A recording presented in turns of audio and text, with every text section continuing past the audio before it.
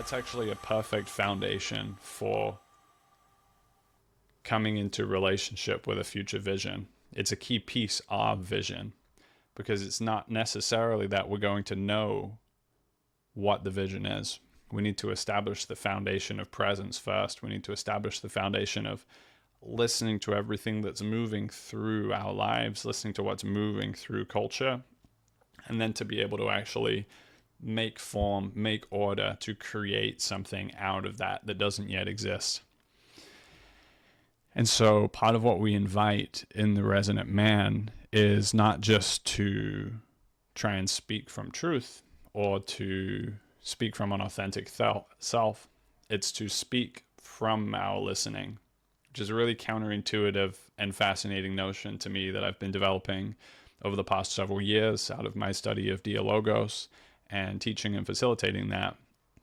So when we speak from our listening, we are actually speaking from beyond ourselves. We're getting to a place where we're speaking not just from my individual I, but we're speaking from the collective field, from the wisdom field that is beginning to develop in the space. Part of the potency of a resonant man is that he's able to tap into collective wisdom, and he's learning the capacity to create that space with others. So eventually you get to a point where a group of resonant men, and indeed a group of resonant men and women, can create a collective field of listening that is greater than all of the individuals, and it's greater than the sum of all of their listening. So that principle of creating a field, creating a space of deep presence, not knowing exactly what direction it's going to go in, and having a kind of built trust in that field over time, allows us to then sort of draw from that space of wisdom like a well. And that's a collective resource that we're able to speak from, we're able to draw from. And in my experience, it's allowed me to speak from a deeper place within myself, a deeper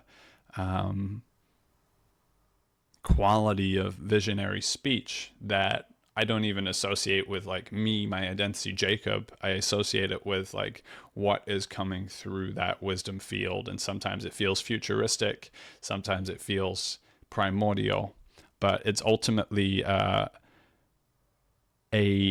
relational field which requires us to get beyond ourselves. It's not about doing away with the ego. It's actually about coming more fully into who you uniquely are.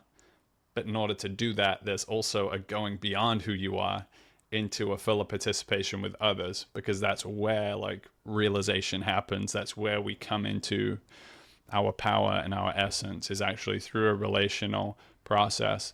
And so in that context, the resonant man is about a collective process of initiation, a collective process of coming into our power, our presence, our best listening, and so on and so forth. So that was just me riffing off of what's been alive in the space this week. You can read more at the Resonant Man Substack. I highly recommend you guys to sign up and subscribe to that. I invite ladies to subscribe to that as well. It's an amazing resource. And yeah, looking forward to sharing more on this initiative as it unfolds. Thank you.